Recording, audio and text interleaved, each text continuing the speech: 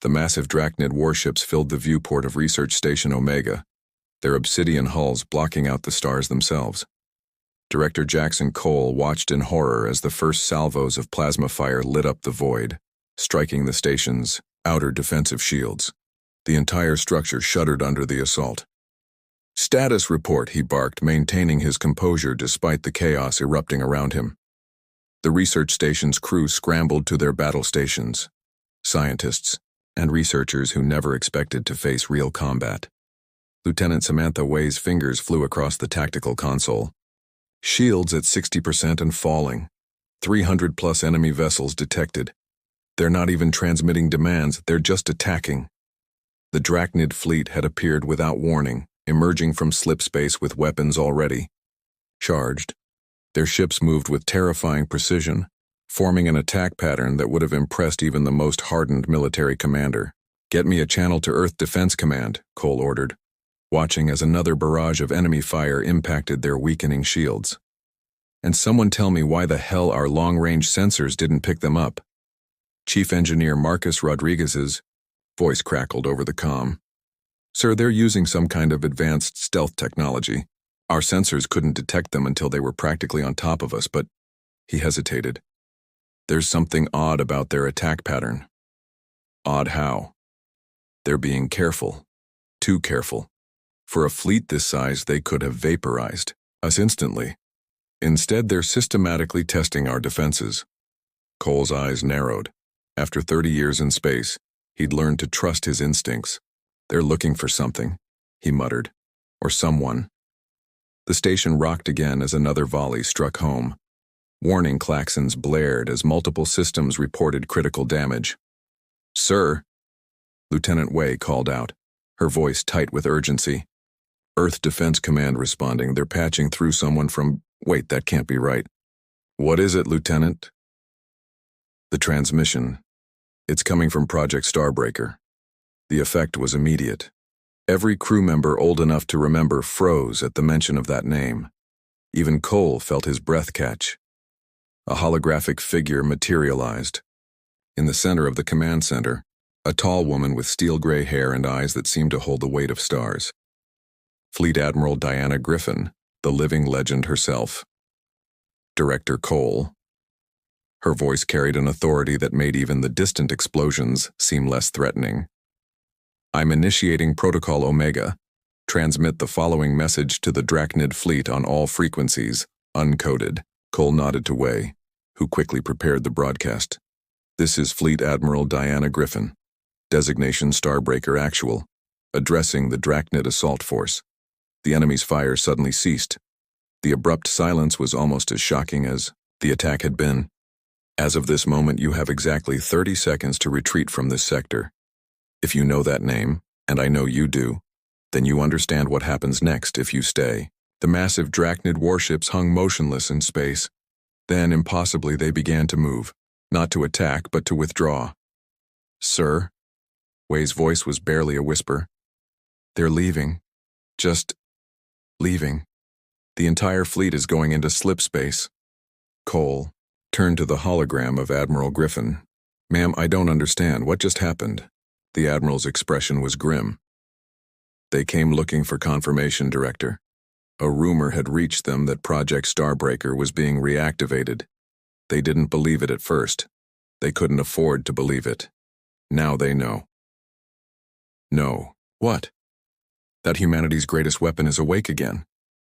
She paused, her eyes distant. 20 years ago, I led Project Starbreaker against the Drachnid Empire when they first discovered Earth. They never knew how a primitive species defeated their most powerful fleet. They never knew about the technology we developed, the power we unleashed. They only knew the name they gave me afterward. The Starbreaker. Cole watched as the last enemy ship vanished into slip space. And now?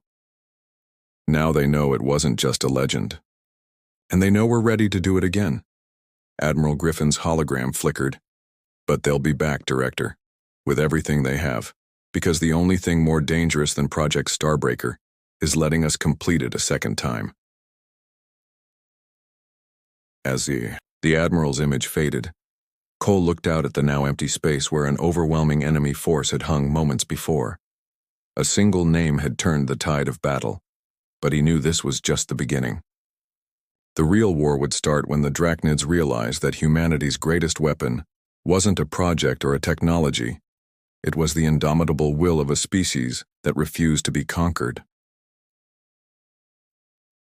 20 hours after the Drachnid fleet's retreat, research, Station Omega hummed with urgent activity. Director Cole stood in the newly established war room, surrounded by holographic displays showing fleet movements across 3 sectors of space. But his attention was fixed on the classified files now, streaming across his primary screen. The true history of humanity's first encounter with the Drachnid Empire. It wasn't supposed to be a battle at all.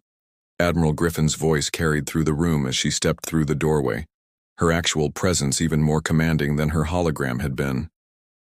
20 years ago, they came to Earth expecting an easy conquest. Instead, they found me and my team. The assembled station officers straightened in her presence.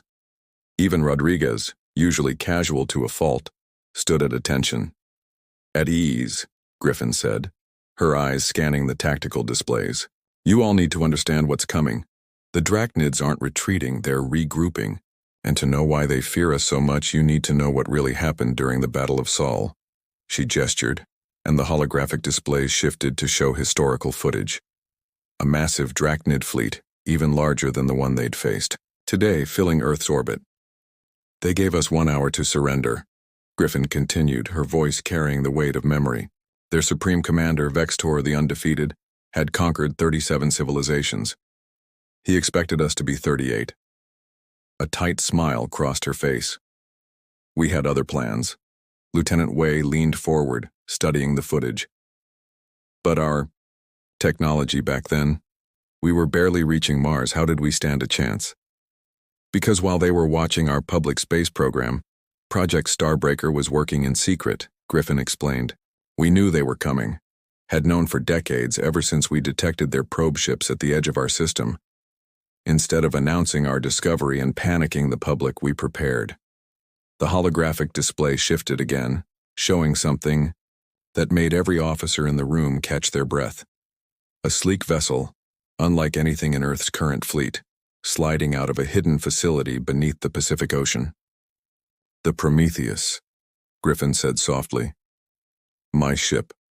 The culmination of 50 years of reverse engineering alien technology and combining it with human innovation. But it wasn't the ship that terrified them. It was what we discovered about the nature of space itself. Rodriguez stepped closer to the display, his engineer's eyes widening. The quantum fold technology, the theoretical stuff we've been working on here at the station. You had it back then? Had it? We weaponized it. Griffin's eyes hardened with the memory. When Vextor's fleet opened fire, they expected our planet to burn. Instead, we opened quantum folds inside their ship's power cores. Do you know what happens when you fold space inside an antimatter reactor? The footage showed it. Drachnid ships, not exploding, but imploding, collapsing in on themselves as space twisted in impossible ways. In less than 5 minutes, half their fleet simply ceased to exist. Starbreaker wasn't just a project name, Cole realized. It was literal. You broke their stars, their power sources. Griffin nodded. The survivors fled, but the damage was done. The Drachnid Empire, for the first time in their 1,000-year history, had been defeated. Not just defeated, humiliated, by a species they considered primitive. But why didn't we use this technology again? Wei asked. Why isn't it in our current ships? Because it was too dangerous. Griffin's voice was grim. The quantum folding created rifts in space-time. Small ones, but they grew. We had to shut down the project, seal away the technology, before we tore the fabric of space apart. The Drachnids never knew that part. They only knew that humans had wielded power that terrified them, then seemingly chose not to use it again. She turned to Cole. But now they've forced our hand. The research you've been doing here, Director. The stable quantum matrices, the controlled fold experiments.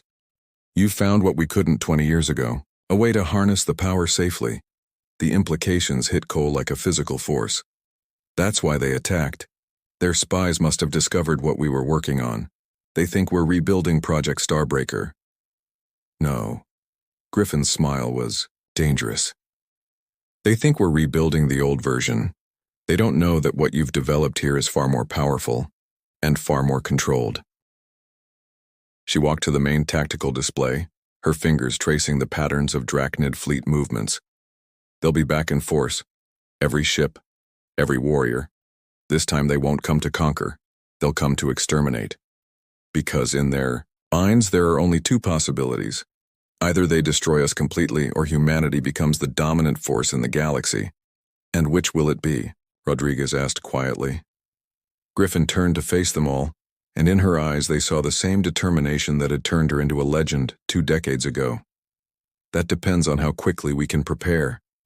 Because this time, when they come, we won't just defeat them. We're going to change the very nature of warfare in space, and they're going to learn why the name Starbreaker became more than just a title. It became a promise. As if in response to her words, the long-range sensors began picking up massive energy signatures. The Drachnid fleet was already gathering, preparing for what they believed would be the final battle with humanity. They had no idea that the legend they feared was about to become something far more terrifying. Reality.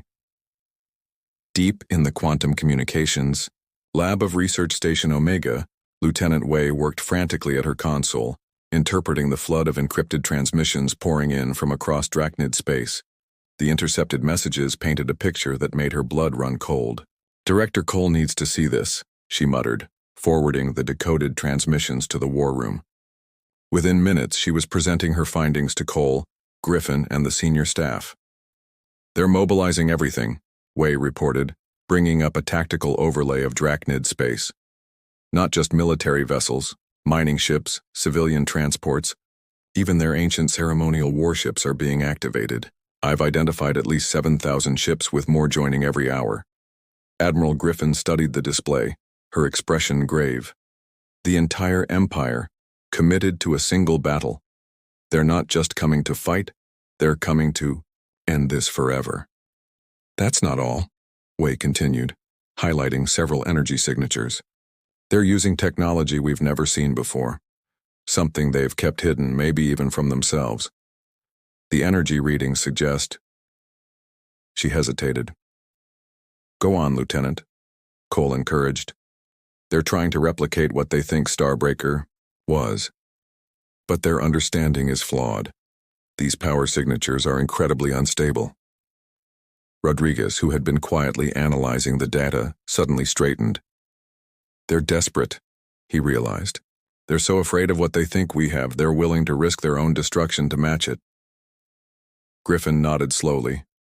Fear makes empires do desperate things. And right now, their fear of us outweighs their fear of their own experimental weapons. The station's alert system suddenly blared to life. A junior officer rushed into the war room, face pale.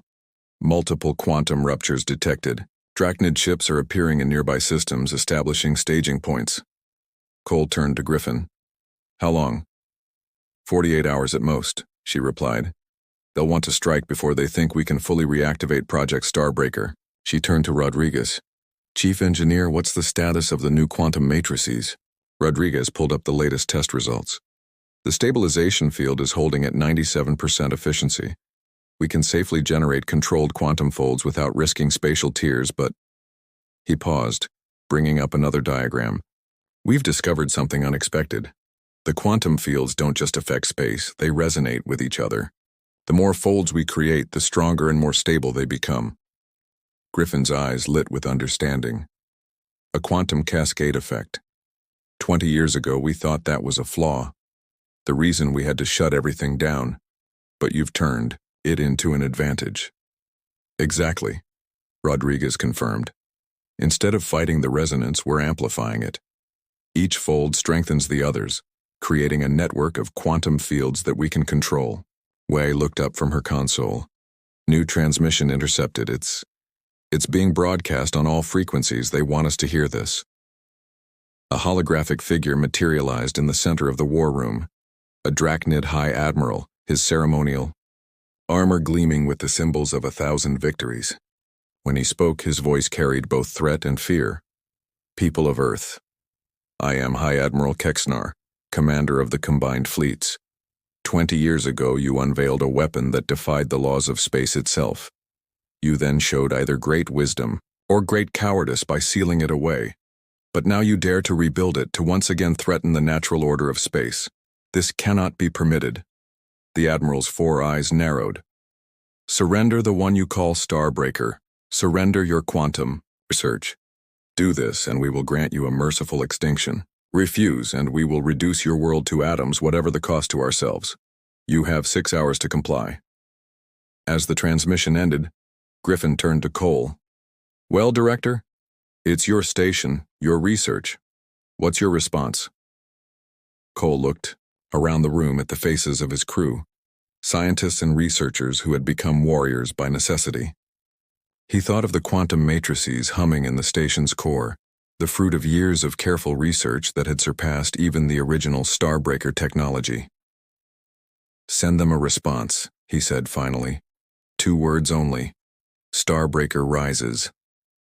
Griffin's smile was fierce. That'll send a message. But we'll need more than words when their fleet arrives. We'll be ready, Rodriguez assured them, bringing up the station's defensive schematics. The quantum network is already expanding. Every fold we create strengthens the whole. By the time they get here, his eyes gleamed with scientific pride. They think they remember what Starbreaker could do? They haven't seen anything yet. Wei's console beeped again. Multiple ships dropping out of quantum space.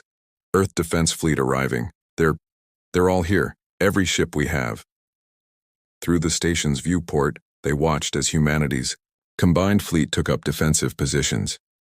Hundreds of ships, from nimble corvettes to massive dreadnoughts, all equipped with Rodriguez's new quantum technology. Each vessel was a node in what would become the largest quantum network ever created. And so it begins, Griffin murmured, watching the fleet formations. They came looking for the legend of Starbreaker. Instead, they're going to find something far more dangerous, humanity's next evolution. In the distance, space itself seemed to shiver as the first wave of the Drachnid Armada began to arrive. The next few hours would determine not just the fate of humanity, but the future of warfare itself. The legend of Starbreaker was about to be rewritten in light and fire across the stars. The void between worlds erupted in light as the largest fleet battle in human history began. 7,000 Drachnid warships against Earth's combined defense force of 800 vessels. The numbers seemed hopeless. But numbers had never told the whole story of humanity's victories. Multiple quantum signatures detected.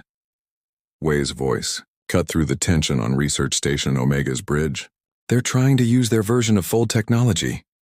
Director Cole watched as the massive Drachnid vessels unleashed their new weapons.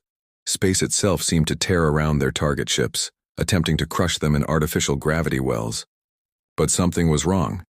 The effects weren't just unstable, they were unpredictable. Their quantum fields are collapsing, Rodriguez reported, monitoring the energy readings.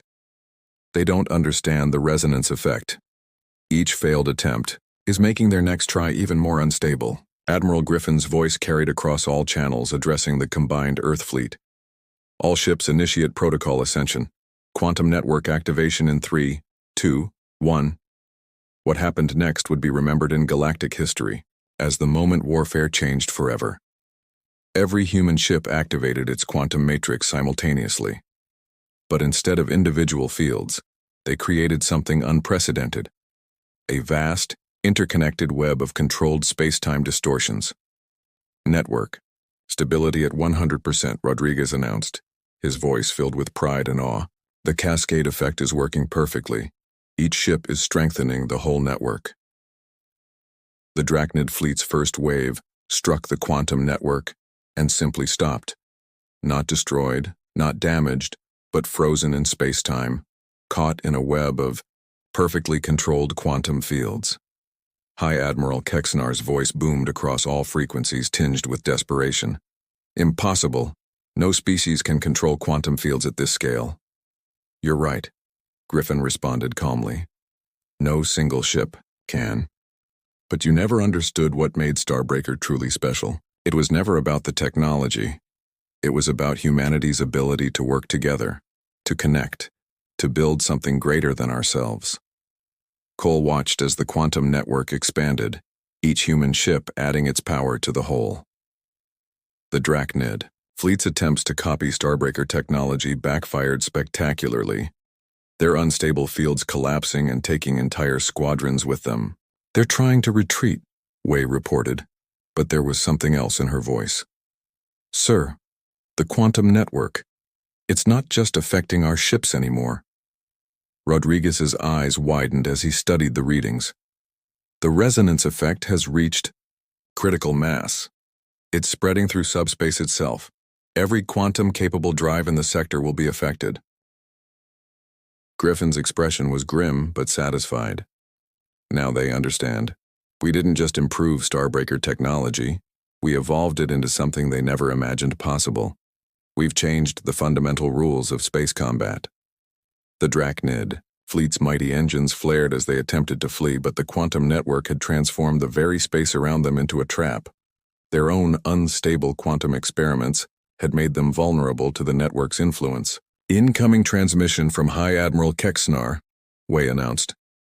The Drachnid commander's hologram appeared, his proud bearing now shaken. What are you? How can you control such power? Cole stepped forward. We're human. We don't just copy technology.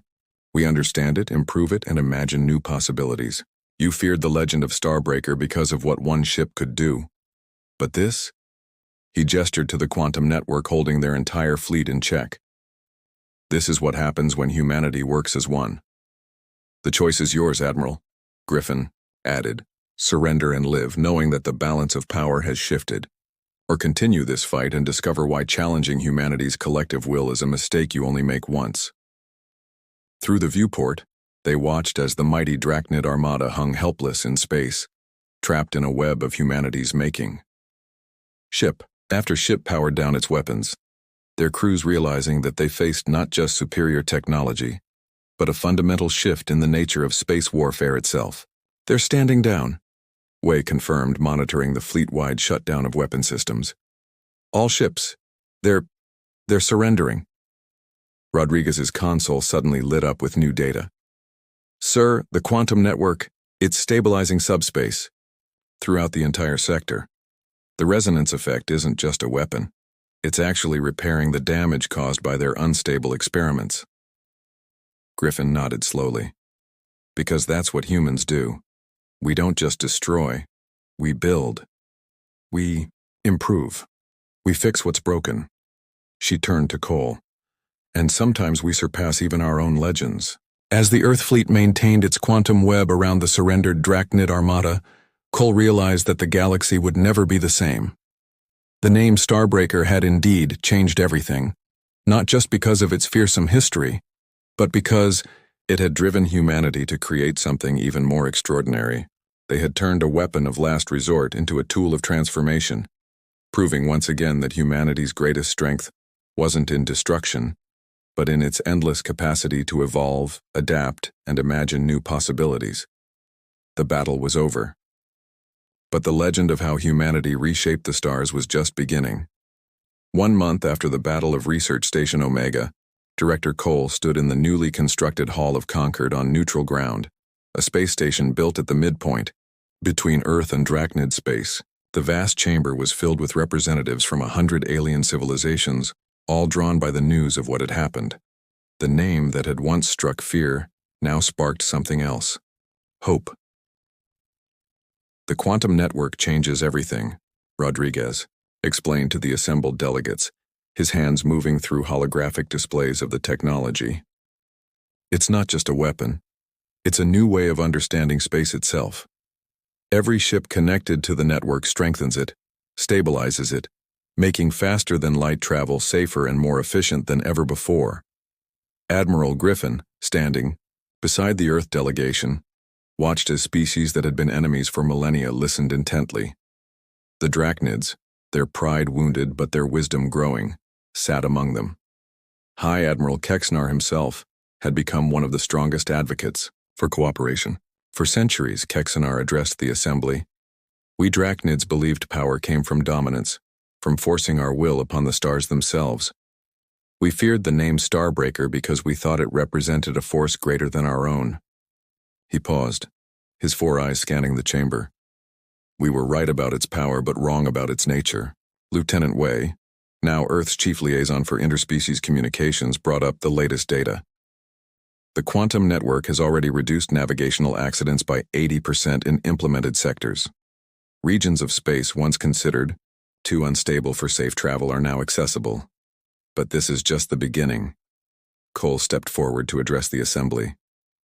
20 years ago, the name Starbreaker meant destruction, the power to break stars. Today, it means connection, the ability to weave the very fabric of space into a network that benefits all, but it only works because we work together. The holographic displays shifted to show the growing network, a vast web of quantum fields connecting thousands of ships from dozens of species. Each vessel added its unique signature to the whole, strengthening and stabilizing the network in ways no single civilization could achieve alone. We're not here to dominate, Griffin declared, her voice carrying the weight of experience. We're here to collaborate. The technology that you once feared has become a bridge between stars, between peoples. The choice now is simple. Continue to struggle alone against the challenges of space, or join humanity in building something greater than any one species could imagine.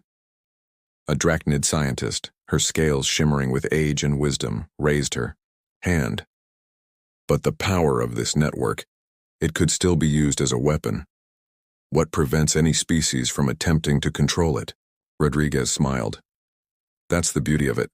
The quantum resonance pattern requires harmony. Any attempt to dominate or destabilize the network causes immediate localized collapse. It's not just technology, it's a fundamental principle we discovered. The universe itself seems to favor cooperation over conflict, which is why, Cole added, we're proposing the Starbreaker Accord, a framework for sharing this technology, for building and maintaining the network together. No single species can control it, but all can benefit from it. The chamber erupted in discussion as the implications became clear. Centuries of warfare had been based on controlling territory, resources, and trade routes. The quantum network made such conflicts obsolete, offering instead the promise of unlimited exploration and cooperation. High Admiral Kexnar rose to his full height. The Drachnid Empire, he paused, correcting himself. The Drachnid Cooperative pledges its full support to the Accord. We who once feared the name Starbreaker now embrace its new meaning. One by one, representatives from other civilizations stood to pledge their support, each understanding that they were witnessing not just the end of an era of conflict, but the birth of something unprecedented in galactic history. Admiral Griffin moved to stand beside Cole at the central podium. When they first gave me the name, Starbreaker, she said quietly, I carried it as a burden, a reminder of the destructive power we had unleashed. Now, she smiled, watching as former enemies excitedly discussed joint research projects. Now it's become something else entirely. A promise, Cole finished. Not of destruction, but of connection. Not of dominance, but of collaboration. As the assembly concluded and the Starbreaker Accord was formally adopted, Cole looked out at the sea of diverse faces, human and alien alike. The name that had changed everything had done so not through fear, but through hope. Not through destruction, but through the very human trait of imagining a better way. In the end, the legend of Starbreaker became not a tale of warfare, but a story of transformation. The day humanity proved that the greatest power in the universe wasn't the ability to break stars, but the wisdom to bring them together. And in the vast quantum network that now connected the galaxy, each point of light represented not just a ship or a station, but a testament to what could be achieved when fear gave way to understanding, when legends inspired not terror, but dreams of what might be possible. The battle was over. The name had changed everything, and the stars themselves bore witness to the beginning of a new age, one where the light of cooperation shone brighter than any weapon ever could.